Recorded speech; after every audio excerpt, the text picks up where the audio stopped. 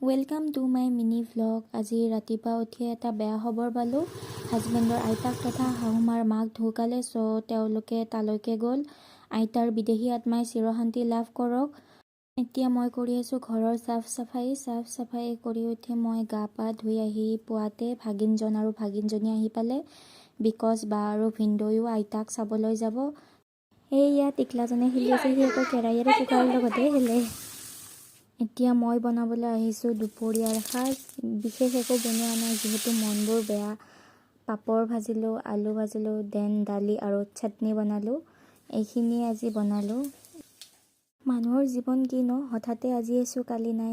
যিমান পাৰোঁ আমি নিজকে হেপ্পী ৰাখিবলৈ চেষ্টা কৰিব লাগে। মোৰ ভাত আঞ্জা হৈয়ে গ'ল। আজিৰ ভিডিঅ'টো মই এইখিনিতে সমাপ্ত কৰিলোঁ। আজিলৈকে বাই বাই। মই আপোনালোকক লগ পাম নেক্সট মিনিট। বাই।